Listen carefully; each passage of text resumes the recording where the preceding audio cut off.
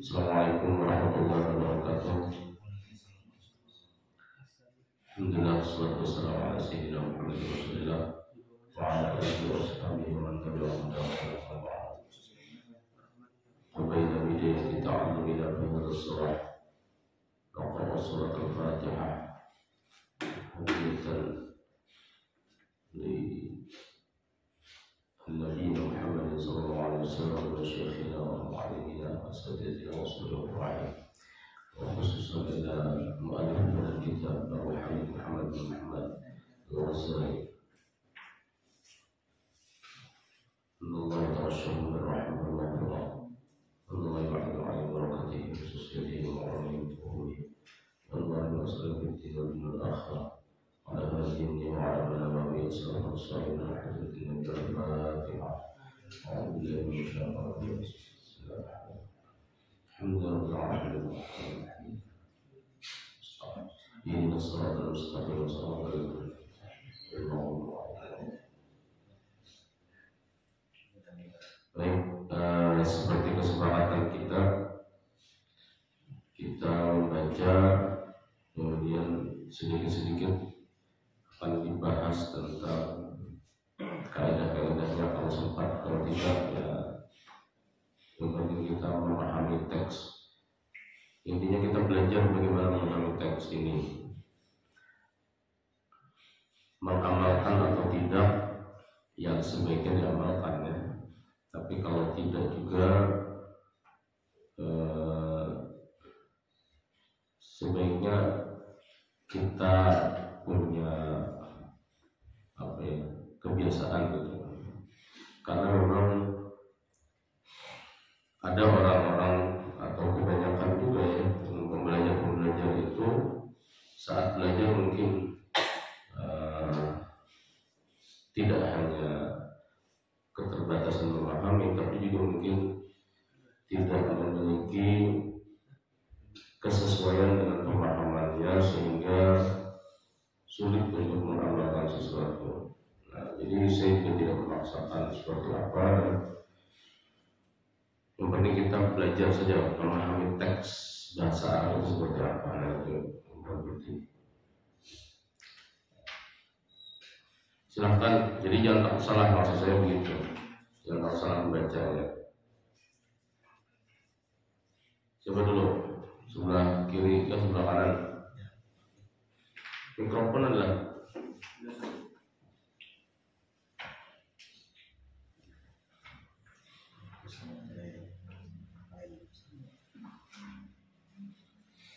lagi.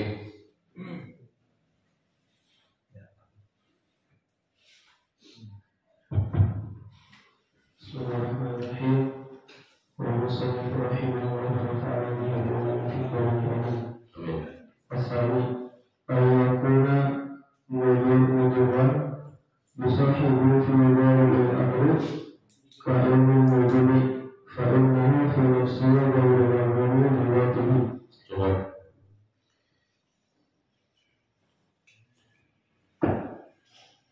gimana tuh? Penjelasannya gimana?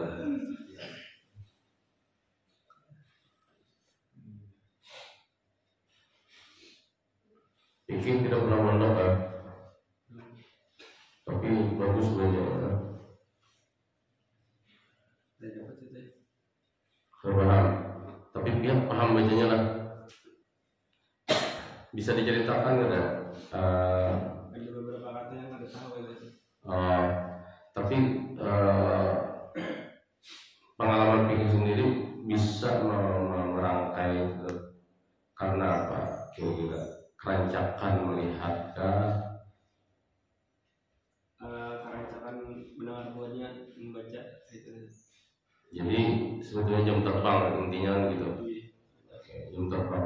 Nah, kita kadang-kadang hanya mendengar saja itu bisa mempengaruhi, apalagi kalau kita terbiasa berani membacakan. Ya sama kayak baca Quran aja sebetulnya. Kita baca Quran itu mungkin terbantu dengan harokat gitu kan. Tapi orang lancar tidaknya baca Quran itu sebetulnya tergantung jam terbang. rajin baca kitab atau mungkin piawai baca kitab, tapi jarang membaca Al-Quran, itu biasanya punya Qurannya tidak terlalu lancar juga, bahkan mungkin sedikit buruk gitu, karena tidak mempelajari bagaimana fasahahnya, gitu, makhrajul hurufnya, hak-hak huruf tidak dipelajari. Oke, siapa yang menjelaskan itu? Jadi kalau kita kaitkan dengan yang sebelumnya, ya, itu kan Imam Ghazali di sini menyebutkan penjelasan tentang sebab ilmu yang tercela itu kemudian dikecam.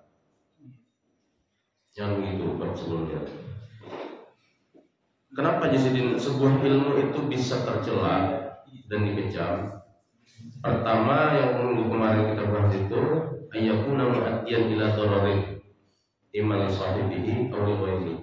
Karena menyebabkan ilmu itu menyebabkan dalam pelaksanaannya itu menyebabkan kepada mudarat atau bahaya baik bagi orang yang mempelajarinya maupun bagi orang lain yang ada di sekitarnya. Nah, itu yang pertama. Nah, yang kedua tadi dibaca oleh fikih itu ini mudarat juga ayakuna mudirran bisahibihi. Ilmu itu kalau dipelajari membahayakan orang yang mempelajarinya fi ghalibil amri, sesuai dengan kebiasaan atau sesuai dengan secara umum bisa kita pahami ya. Ghalibil amri itu bisa kita pahami sebagai sesuatu yang umum terjadi gitu. Atau bisa juga biasa terjadi gitu. Jadi biasanya gitu kan, orang yang mempelajari ilmu itu bisa berbahaya bagi orang yang mempelajarinya. Contohnya tadi apa?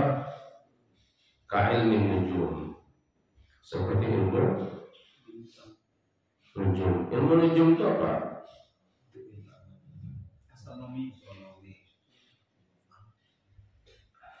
Sama nggak astronomi dengan astrologi?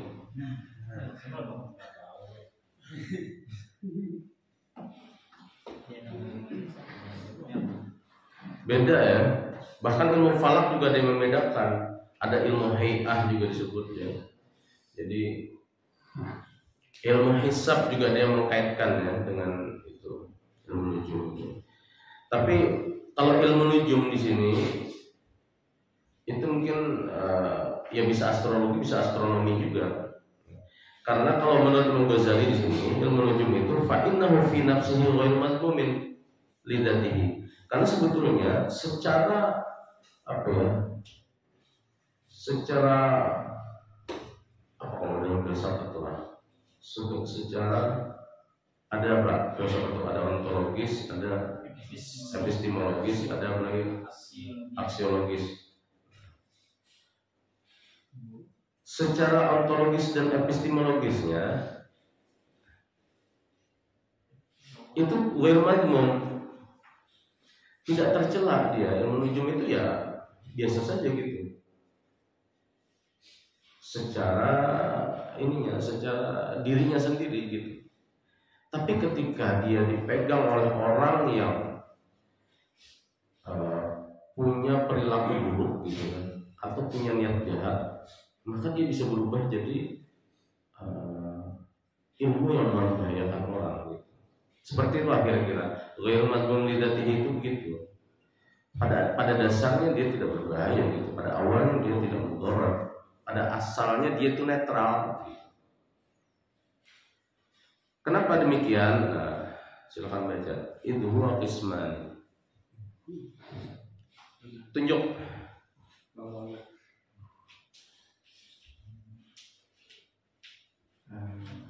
Dua kismani karena ilmu tersebut terbagi dua. Kisman hisabiyun. Bagian pertama ini ilmu tentang hitung-hitungan. Boleh. Waqad nataqal Qur'anu bi anna masir asy-syamsi wal qamari mahsubun. Dan sungguh Al-Qur'an telah menyebutkan bahwasanya peredaran matahari dan bulan itu dapat dihitung. Qala ta'ala asy-syamsi wal qamaru bi husban. azza min qail wal qamara qaddarnahu manazila hatta ada kal urjunil qadim. Oke, cukup dulu. Oke, tadi terkait dengan apa? Jadi menurut Imam Ghazali ada dua gitu ya, yang menunjum itu. Artinya tidak melulu dia buruk gitu kan. Yang pertama itu kismun hisabi. Hisabiyun itu isim apa itu? Kalau ada bertambah i di akhir, isim nasab ya. Atau kalau sederhananya itu menjadi sifat ya kan? Menjadi sifat sudah. Awalnya hisab. Hisab itu ya hitungan, tapi kalau sudah hisabi bersifat hitung-hitungan. Gitu ya cara memahaminya. Jadi yang pertama itu kata Imam Ghazali bersifat hitung-hitungan. Bersifat hitung-hitungan itu berarti memang ada hitung-hitungannya. Nah makanya nanti ada perbedaan sebetulnya antara astronomi, astrologi, ilmu falak, ilmu hisab dan juga apa lagi? Masuk nggak situ ya, ilmu ru'yah juga. Barangkali bisa masuk juga situ, ilmu hay'ah juga bisa. Nanti kita pahami sedikit-sedikit ya, apa perbedaannya itu. Nah di sini beliau mengatakan sebagai penguat daripada pernyataan beliau bahwa ada kaitannya dengan hitung-hitungan itu ada yang dijelaskan atau dipaparkan Al-Quran di situ kan, bahwa perjalanan matahari dan bulan itu semuanya mahsub. Mahsub apa? Terukur gitu maksudnya. Terukur karena ada hitung-hitungannya. Sesuatu itu bisa diukur karena memang hitung-hitungannya ada. Sehingga terukurlah gitu. Dalilnya asy-syamsu wal qamaru bihusban.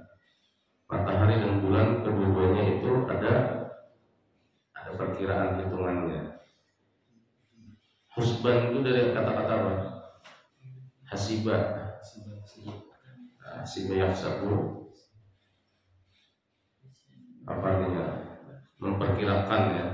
Jadi bisa dikira-kirakan atau dihitung oleh bahasa gitu. Kemudian juga firman Allah wal qamara qaddarnahu manazila. Bulan itu sudah ditetapkan juga manazilahnya. Manazil itu tempat keberadaannya. Hatta ada kalau urjunil qadim, sampai nanti bulan itu kembali seperti urjun. Urjun apa urjun? Tandan. Kalau dalam terjemahan itu tandan. Maksudnya bulan itu kan begini, dan bentuk bulan itu pada awalnya tidak tampak, kemudian berbentuk apa yang bawah ini kelihatan pertama lah. Nah habis itu kan bertambah hari dia seperti sabit nanti sampai nanti utuh, nanti berguling lagi ke asal. Yang gitulah pokoknya urjunil qadim termasuknya gitu. Ada di situ, ada itu terguling lagi. Karena hitung-hitungan bulan itu ya kenapa kita menggunakan qamariyah? Karena dia sangat konsisten lah mungkin ya. Bulan itu tadi itu peristiwa yang seperti itu sampai dia kembali lagi itu terhitung rata-rata 29 hari hitungannya. Makanya kita kan tinggal melihat di bulan itu nyaman juga. Kalau sudah terang berarti pertengahan bulan sudah utuh. Nah, orang-orang dulu cuma mengandalkan itu.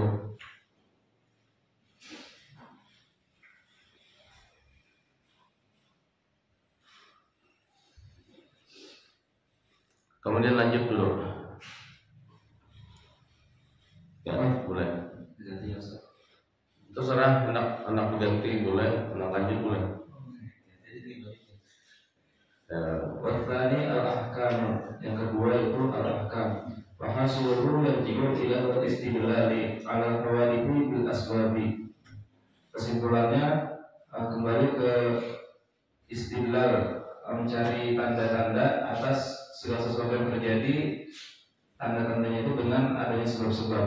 Bahwa yudawi istidlalat tabibi bin nadhi ala ma yasabutu minal maradi. Analoginya seperti seorang dokter yang melihat gejala-gejala yang menunjukkan atas apa yang akan terjadi dari suatu penyakit. Bahwa ma'rifatun bimajari sunnatillahi ta'ala wa adamihi fi khalqihi. Dalam realitanya kita seperti mengetahui majari berlakunya sunnatullah atau adat-adat kebiasaan-kebiasaan pada makhluknya. Walakin dhammahu syar'u, tapi ilmu tentang ini telah mencela oleh syariat. Oke, pahamlah itu tadi lah penjelasannya. Dengan prediksi nggak sih? Ya, jadi al-ahkam itu kalau kita terjemahkan kan hukum-hukumnya. Maksudnya hukum di situ kan biasanya orang mau hukumi orang itu menjustifikasi ya. Nah, kalau yang pertama tadi hisabi itu perkiraan. Kalau ahkam itu sudah justifikasi. Gitu. Kalau perkiraan itu kita bisa masih dugaan-dugaan gitu kan. Tapi kalau sudah justifikasi itu sudah misal gitu kan. Melalui bintang-bintang itu kemudian kita mengenal zodiak-zodiak gitu kan. Kadang-kadang orang bisa percaya apabila membaca penjelasan-penjelasan terkait zodiak itu. Virgo minggu-minggu ini karirnya itu bagus, rezekinya lancar gitu ya. Bagi yang belum menikah, jodohnya si doi mendekat. Wah, itu kan. Doi mendekat. Yang sudah berumah tangga, hubungan lebih harmonis dan seterusnya. Misalnya gitu kan. Orang yang kebetulan dia berbintang Virgo membaca yang demikian itu, bahwa minggu-minggu ini seperti itu, kemudian dia, wah itu kan sudah semacam menghakimi, memutuskan sudah itu kan, bahwa itu seakan-akan pasti gitu.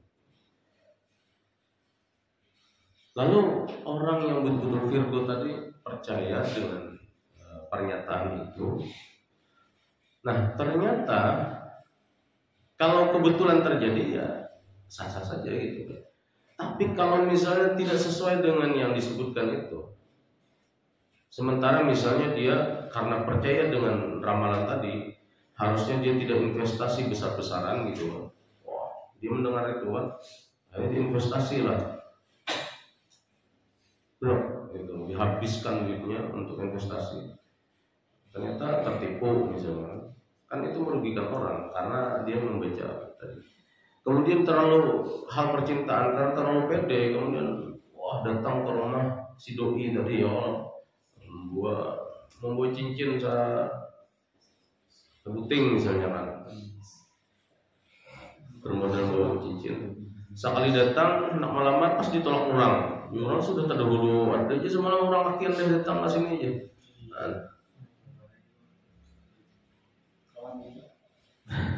Pelakunya kawannya juga. Ditikung orang soalnya. Sementara sebelumnya dia membaca misalnya ramalan tadi. Ramalan itu kadang-kadang bahasanya itu kayak meyakinkan orang gitu. Nah itu al-ahkam itu seperti itu. Kenapa? Karena hasilnya yarji'u ila istidlal al-hawadits. Istidlal di situ kan pembuktian ya, pendalilan. Jadi peristiwa yang terjadi itu dijadikan dalil untuk menghakimi orang lain. Maksudnya peristiwa di sini adalah perjalanan bintang yang terjadi, gitu kan? Nah itu peristiwanya. Itu dijadikan dalil untuk apa? Untuk menghakimi peristiwa yang akan terjadi. dengan sebab musabab gitu, bil asbab.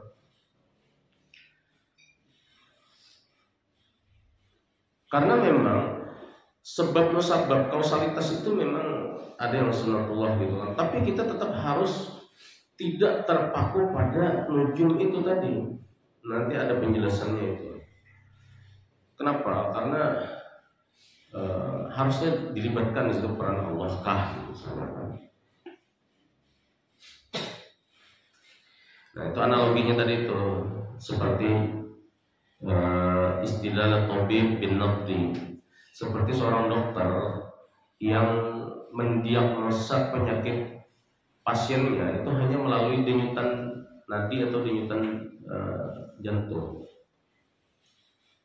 dipegang dadanya gitu kan, pakai teleskop kan kemarin, kemudian dari degupan dan jantung itu dia kemudian bisa menyebutkan, Anda ini sakit ginjal misalkan. Padahal misalnya hal-hal seperti itu kan harusnya dilihat dari gejala-gejala lainnya gitu kan. Dia hanya mengandalkan detak jantung, maksudnya tidak mendiagnosa yang lain. Padahal kecepatan jantungnya itu karena memang dia misalnya ke tempat dokter tadi karena tidak punya duit, dia jalan kaki sehingga jadi degupan jantungnya itu kencang. Oh Yuhan orang yang mahingal, bahasa kita mahingal. Orang mahingal didiagnosa ginjal misalnya. Padahal mahingal lalu sakitan tinggal lalu Yuhan.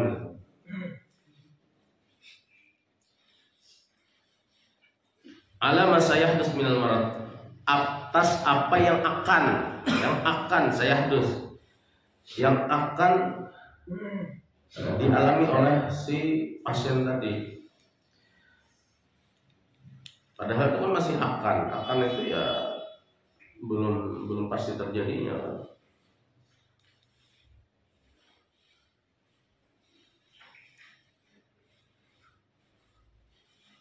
Wa huwa ma'rifatun limajari sunnatillahi ta'ala wa 'adatihi fi khalqihi wa qadam musyaf. Nah, itu memang ma'rifat. Maksudnya itu ilmu pengetahuan. Kadang-kadang orang melihat perjalanan bintang kemudian bisa menghakimi sesuatu. Orang atau dokter melihat atau mendengar degup jantung orang itu kemudian juga bisa memprediksi, mendiagnosa penyakit. Itu ilmu lima jari sunnatillah, atas sering terjadinya sunatullah seperti itu atau kebiasaan dalam kebiasaan manusia gitu ya. Tetapi kadang-kadang qad zamahu syar'u, tapi dia dicela atau dikecam oleh syariat. Kenapa? Pengecapan syariat itu sebetulnya bukan pada dokternya, bukan pada perjalanan bintangnya, bukan pada degup jantungnya. Tapi apa kira-kira yang membuat mereka dikecam oleh syariat? Karena ada justifikasi kadang-kadang begitu. Tidak melibatkan Allah. Kalau dokter tadi itulah kita nggak lupa melawan dokter ya Allah. Asal percaya sudah. Tapi tidak sedikit orang yang tidak percaya dengan dokter, sebaliknya susah juga sembuh. Hanya misalnya kan datang ke dokter, dari awal sudah kan percaya dengan ilmu kedokteran, bahkan dengan dokter itu sendiri tidak percaya.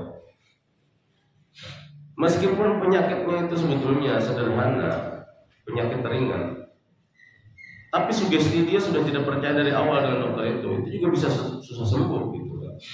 Nah ini analogi Imam Ghazali ini sebetulnya bukan itu, tapi tadi dokter itu memvonis penyakit orang hanya melalui detak jantung semata gitu maksudnya.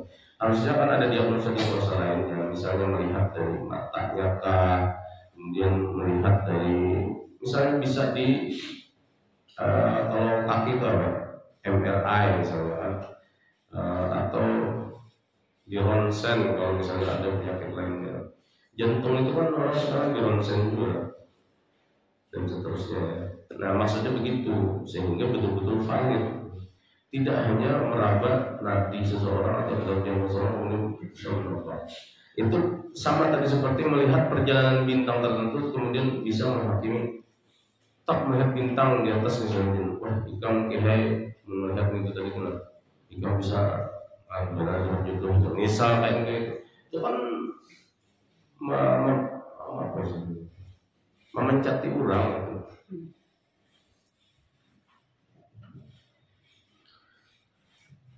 Kemudian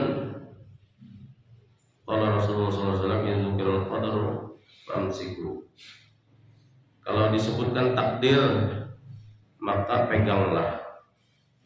Wa idza dzukiratin nujum famsiku. Kalau disebutkan tentang perbintangan maka peganglah. Wa idza dzukira ashabi famsiku. Dan kalau disebutkan sahabat-sahabatku maka berpeganglah. Nah ini kan semacam ada pembenaran juga tentang ilmu nujum itu, karena ada Nabi amsik pegang, tapi pegangnya di sini juga mungkin kita harus sesuaikan juga. Apa konteksnya gitu kan nujum di sini dipegang? Kayaknya ya seperti yang selama ini dilakukan oleh ulama-ulama kita, bahwa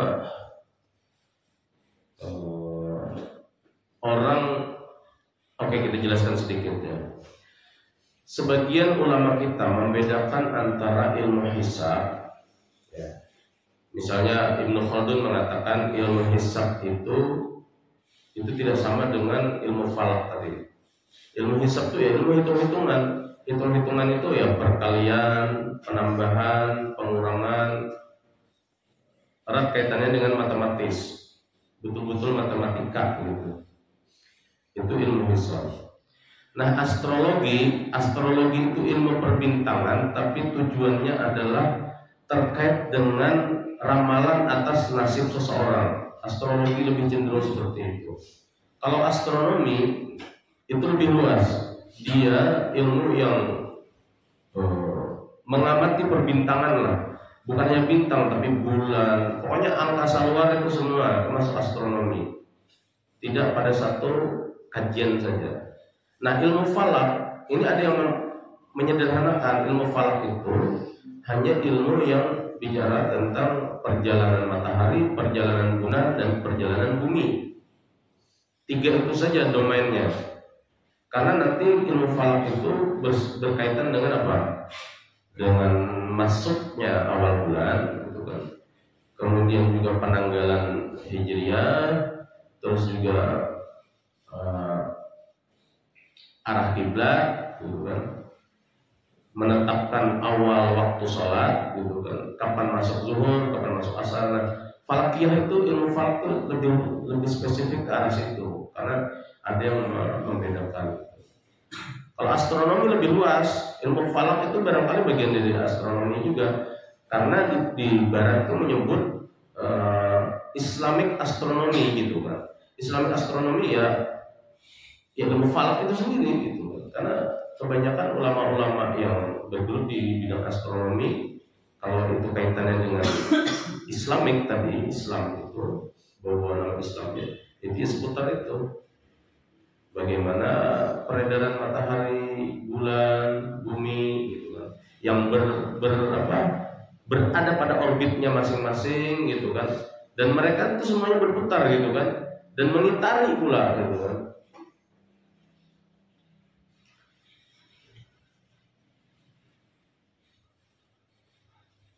Wasyamsu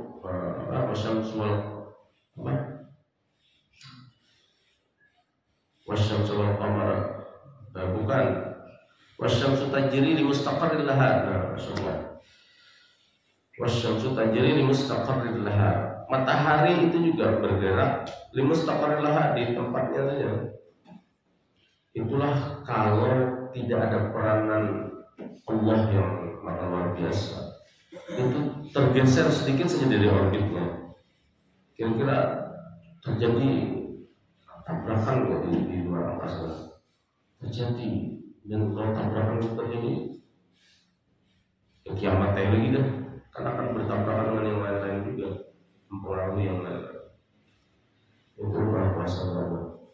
Jadi kalau kita melihat di alam bumi ini saja kita sudah takjub gitu kan. Bagaimana kalau kita melihat yang ada di luar angkasa, semua itu bergerak tapi pada orbitnya masing-masing, dan yang jumlahnya miliaran itu tidak berbenturan satu sama lain. Kalaupun ada gesekan-gesekan kecil gitu kan, kemudian larilah batunya kan sampai ke Indonesia kan, itu diambil bukan batuan gula gitu kan. Jadi batu larang itu, batu meteor itu kan, itu bukan pembatuan tujuh benar itu, wujud pakar batu gitu kan. Itu bisa sampai berapa kali miliaran itu benar. Nah, hadis ini sebatas untuk kita pegang, tapi pegangnya ya biasa-biasa saja mungkin ya. Maksudnya sesuai konteks lah gitu. Wa sallallahu alaihi wasallam. Nah, tapi di sini juga mengingatkan afafu ala ummati ba'di thalathan. Aku khawatir terhadap umatku ini ada 3 hal. Haifal a'immah, kezalimannya para pemimpin. Wal imana bin nujum, kemudian beriman kepada ilmu nujum tadi. Kalau astronomi tadi kan semua ya, tidak hanya bintang. Nah, kalau an-nujum ini spesialis perbintangan. Makanya minggu kemarin kita singgung kan, jangan-jangan orang bahari mengolah minyak bintang. Minyak bintang itu berdasarkan hitung-hitungan tadi, perjalanan bintang itu dijadikan patokan untuk meramu minyak itu jadi minyak bintang. Ada yang suara merasakan minyak bintang. Saya itu sebetulnya tidak begitu tahu ya, cuman di tempat kami dulu di Tanjung itu sedikit cerita. Jadi rumah sakitnya itu dulu supir ambulannya itu orang yang punya koleksi minyak bintang. Saya tidak tahu apakah beliau mengoleksi saja atau mengolahnya.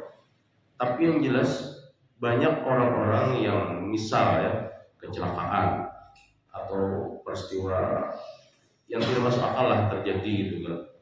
Maksudnya tidak masuk akal setelahnya ya, kecelakaan gitu kan. Pokoknya awalnya sakit apa segala kata-kata. Karena Sidin ini memang supir ambulan, jadi Sidin itu selalu sedia itu di mobilnya. Setiap ada orang mengalami yang kayak itu tuh diminumi Sidin, dintali Sidin. Yang pernah saya tanya kepada teman yang pernah di suapi, itu rasanya kayak minyak biasa jadinya, minyak apa? Minyak lala, ya kayak minyak lala. Rasanya terus dianak dikapas. Jadi kadang-kadang orang yang tuh diparhakan Sidin lawan tadi. Jadi kapas itu sudah belum lawan minyak tadi itu. Atau kadang-kadang di botol tuh Sidin kapasnya tumpah ke botol, ke kapas minyaknya dititikakan. Itu cerita orang-orang yang pernah merasakan itu. Tidak merasakan saat itu, tapi kena tengah malam kayak ada orang mau roti, pupak. Mereka yang tadinya tuh patah pas kemudian mereka kayak ada yang membaiki gitu. Itu kisah-kisahnya cuman kisah korban yang mengalami kayak gitu. Saya punya ya masih family ya, dulu jatuh dari jurang gitu kan. Jatuh jurang ke belajar naik sepeda motor, tapi di daerah pegunungan gitu nah. Karena belajar tertarik gugur ke bawah. Dan itu ngeri loh, tinggi benar. Awalnya itu harusnya patah-patah. Tapi akhirnya setelah diminumi minyak itu ada lebih baik. Padahal harusnya itu patah-patah ya. Ya mungkin banyaklah saksi-saksi orang lain yang bicara tentang itu. Nah itu bagaimana seperti itu, kita kayak apa menyikapinya kayak itu. Di satu sisi itu menyelamatkan orang kan, coba kayak apa kita memandang gitu. Tapi di sisi lain kita kada tahu cara dia mendapatkan ilmu daripada ilmu minyak itu tadi. Ya Allah a'lam bishawab itu Silahkan mungkin pikirkan corong dan bagaimana meninjau hal-hal yang seperti itu termasuk kearifan lokal juga. Baca lagi waqala Umar bin Khattab. Bismillahirrahmanirrahim. Waqala Umar bin Khattab radhiyallahu anhu ta'allamu minan nujumi ma tahtaduna bihi fil barri wal bahri summa amsiku wa innama jazala anhu min salasati awjuhin. Ahaduha annahu mudurrun bi aksaril khalqi khalqi fa innahu idza alqa ilaihim anna hadhil azara tahdusu akiba sayyidul kawakibi siyarul kawakibi wa fi nufusihim anal kawakiba hiya mu'assirah wa annaha al-alihatul munwirata li annaha jawahiru syarifatin samawiyatin wa ya'zimu waqa'a fi qulubi fa yaqulu qalbu mutabitan ilaiha wa yaral khayru wa syarru mahzuran aw murajjawan min jihatiha wa yanmahi zikrullahi subhanahu wa ta'ala. Oke, cukup dulu situ. Apa tadi itu? Umar bin Khattab berkata, para jaya ilmu perbintangan ini apa yang dapat memberikanmu petunjuk daripada di darat maupun di laut. Lalu berpeganglah. Sesungguhnya ini nantinya akan memberikan tiga akibat. Salah satunya itu akan berakibat buruk bagi banyak umat, karena bagi orang yang menceritakan ini bahwa semua yang akibat ini berdasarkan peredaran bintang, maka akan menjadikan pada diri mereka itu bahwa bintang itu merupakan penyebab atau pengaruh yang utama, dan menjadikan bintang-bintang itu menjadi sebuah alat yang mengatur, dan sesungguhnya bintang-bintang merupakan Oke, coba kita dari waqala Umar bin Khattab dulu ya. Ta'allamu minan nujum. Ya, boleh aja kita disuruh tuh pelajari dari perbintangan itu mata tadu nabi fil bar wal bahr. Apa yang darinya kemudian kita mendapatkan petunjuk di daratan dan di lautan. Amsiku kemudian peganglah. Kalau dilihat ya, tahtadun di sini mendapat petunjuk, ini bukan mendapat hidayah. Tahtadun di sini mendapat petunjuk karena kita tersesat gitu. Jadi orang Arab itu, terutama orang Badui ya, orang Badui itu mereka kalau sesat di gurun pasir, padang gurun pasir, itu mereka tidak bingung. Kenapa? Karena mereka melihat bintang. Dan cukup melihat bintang mereka bisa kembali ke tempat semula. Jadi mereka itu piawai sekali melihat bintang. Nah itu orang-orang Arab Badui itu gitu kelebihan mereka. Makanya mereka itu nomaden kan. Nomaden itu tidak bertempat tidak menetap di satu tempat. Mereka berpindah-pindah. Dan mereka tidak khawatir tersesat dengan itu. Kenapa? Karena mereka sangat piawai sekali melihat bintang di langit.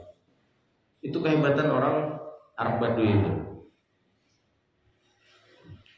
Nah, Umar bin Khattab dalam hal ini, Sayyidina Umar bin Khattab menyindir itu, silahkan pelajari perbintangan itu. Sebab apa? Nanti di lautan, di daratan kita bisa tersesat. Nah, dengan melihat bintang itulah kita kemudian dapat petunjuk arah jalan maksudnya.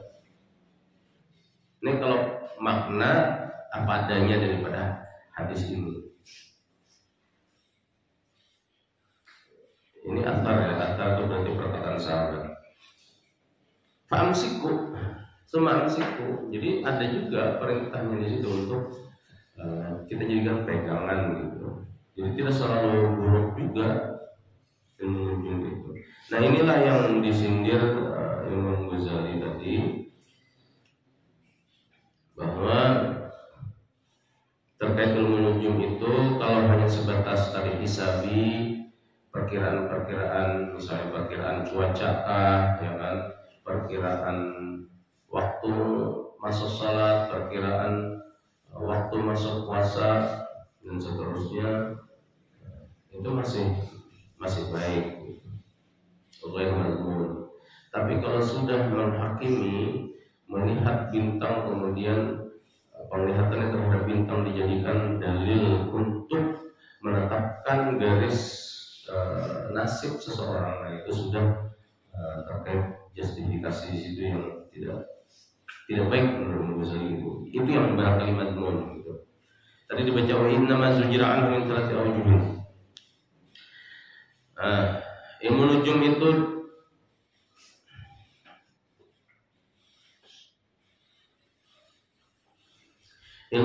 itu zujira anhu itu apa?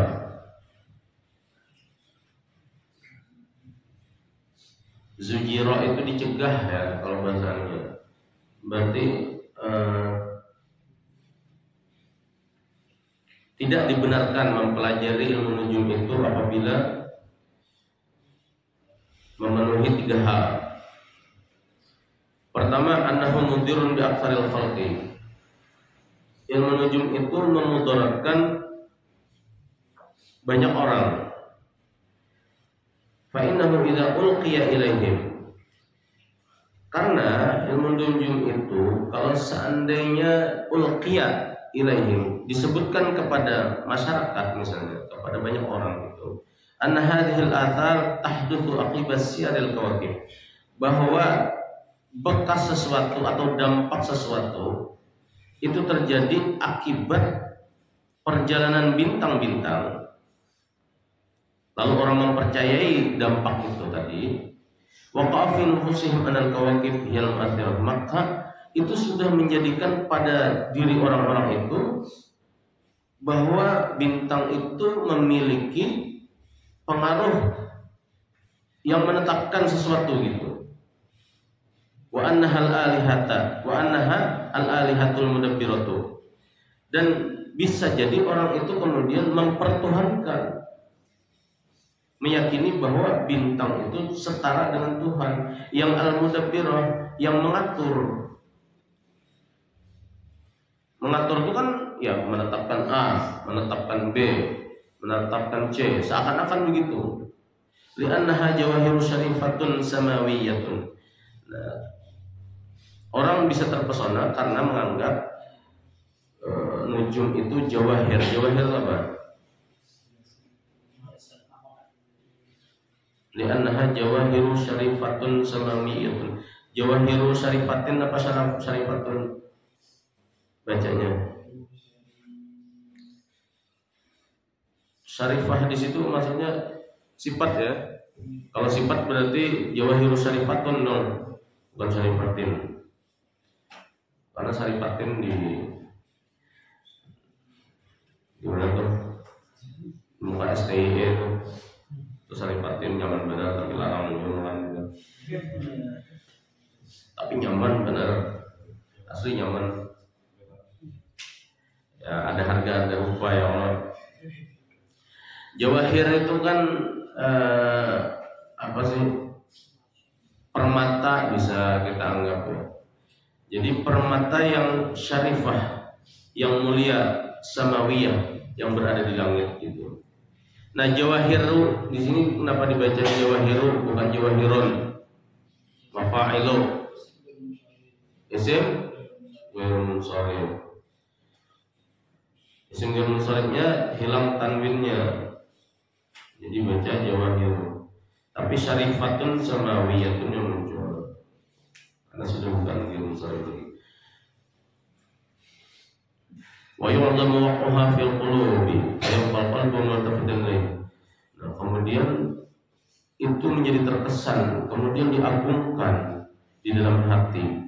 Jadi keyakinan akhirnya yang qalbu, lalu hati selalu terkesima dengan itu, maksudnya menoleh ke situ, tergoda untuk mengakui itulah begitu ya. Kalau bahasa kita tuh ya, sehingga hati itu menjadi selalu merujuk ke situ.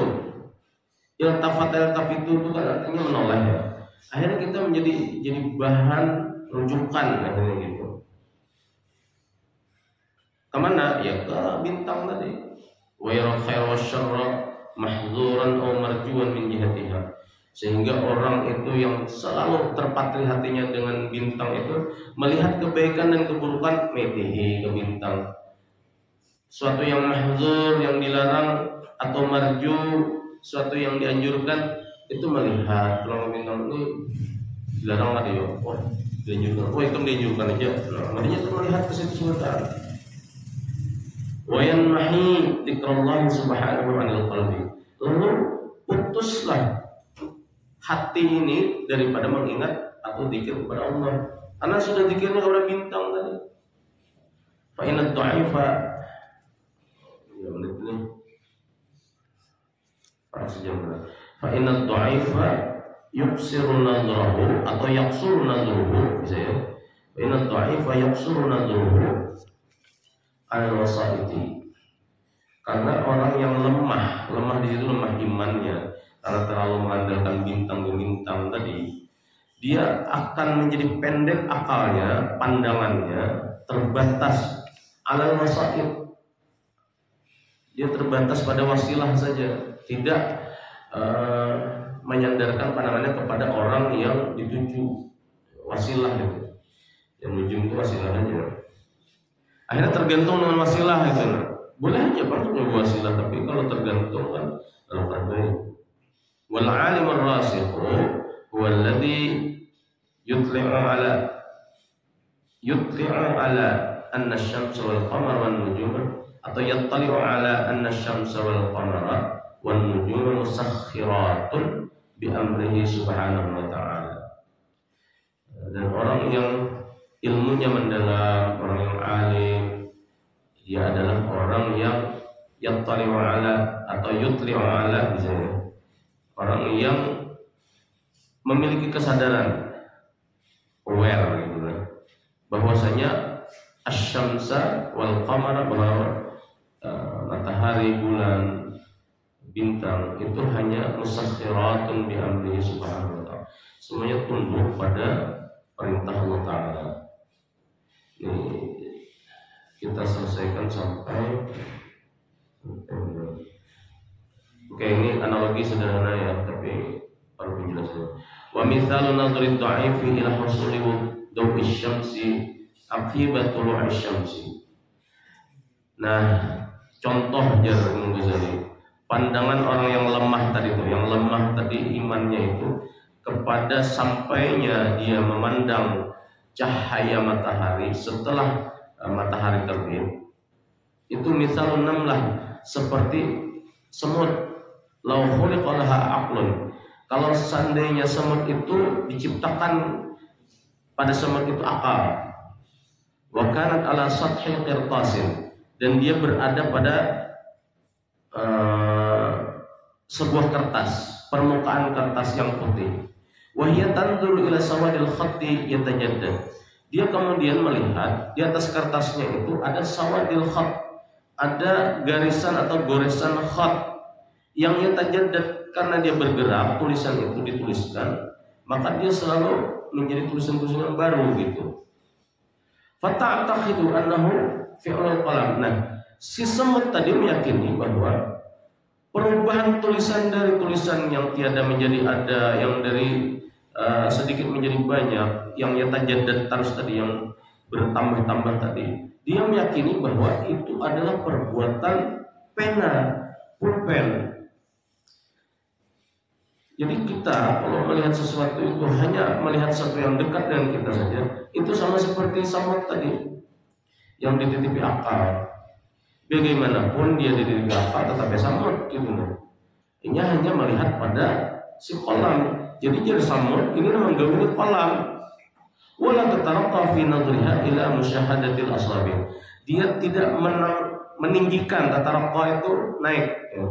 Tidak menaikkan pandangannya kepada musyahadatil asabi, kepada pandangan jari jemari. Padahal kolam ini, pena itu tidak akan bergerak kalau tidak ada jari yang memegangnya. Nah, menurut Imam Ghazali harusnya naik sedikit levelnya. Kadang melihat kolam, tapi melihat jari. Summa minha ilal yad. Nah, bagus lagi, naik lagi. Tidak hanya berhenti pada jari, tapi lihat lagi di atas jari apa? Ada tangan. Summa minha ilal iradah al-muharrikatul yad. Summa minha ilal iradatil muharrikatil yadi. Nah, naik lagi kepada kehendak bergeraknya tangan. Ada kehendak untuk menggerakkan tangan ini kan. Berarti tinggi pada tangannya adalah kehendak menggerakkan tangan itu sendiri. Summa minha ilal katib al-qadiril murid. Atau naik lagi kepada siapa? Si ampun tangan. Al-katib orang yang menulis, al-qadir yang memiliki kemampuan, wal murid dan memiliki keinginan. Itu ampun dirinya. Atau naik lagi jadi Imam Ghazali. Summa minhu ila khaliqil yadi wal qudrati wal iradati. Naik lagi kepada ampunnya si diri ini.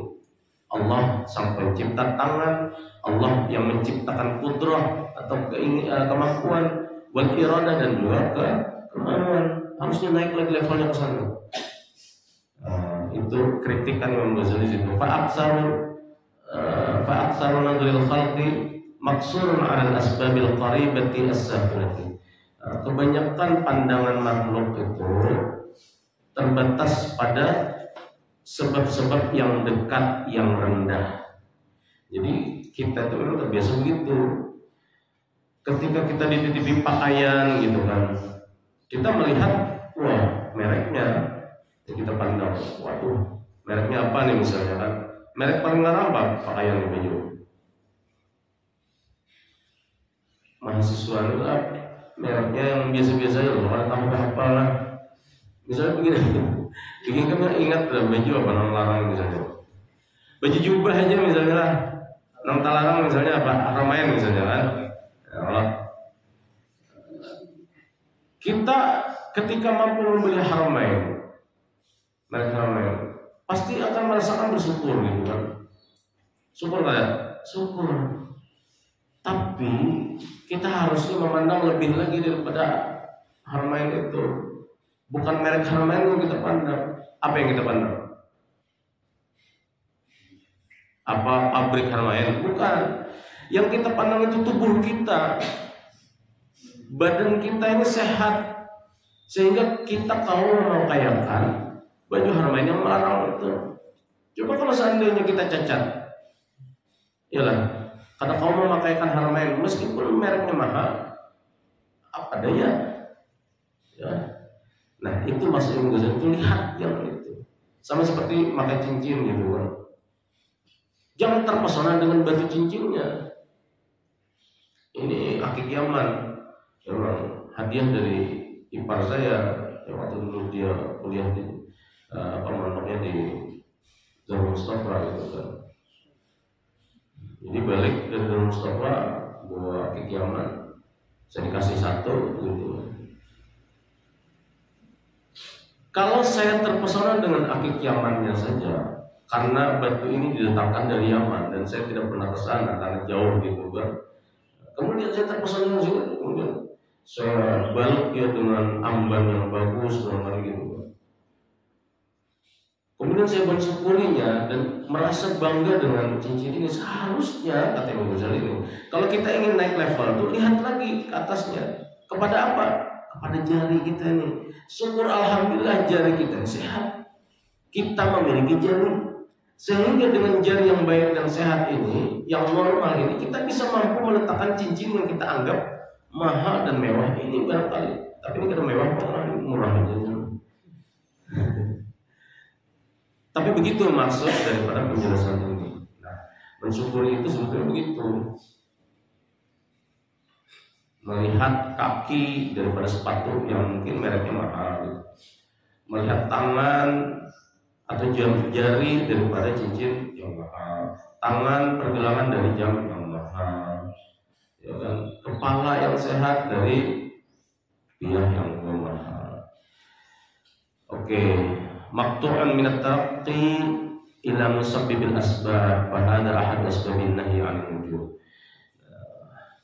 Karena sikap kita yang memangkas daripada tarakki tadi, naik ke level yang paling atas, itu menyebabkan kita atau menyebabkan ilmu nujum itu kemudian jadi dilarang. Kenapa? Orang akhirnya sibuk dengan perantara, tidak menaikkan levelnya kepada musabbibil asbabnya, yang Allah Ta'ala. Oke, bintang di situ mungkin perjalanannya memiliki pengaruh, tetapi jangan lupa ada pihak yang lebih kuat, lebih luar biasa, lebih hebat, lebih menentukan lagi daripada perjalanan bintang, yaitu musabbibil asbab, yakni Allah Subhanahu wa Ta'ala.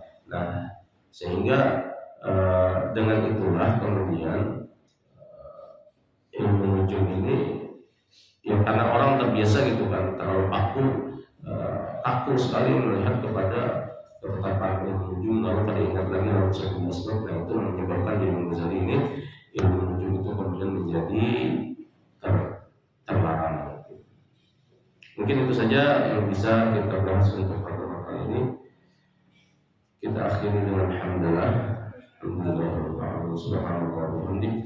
Subhanallah wa bihamdihi asyhadu an la ilaha illa anta astaghfiruka wa atubu ilaik.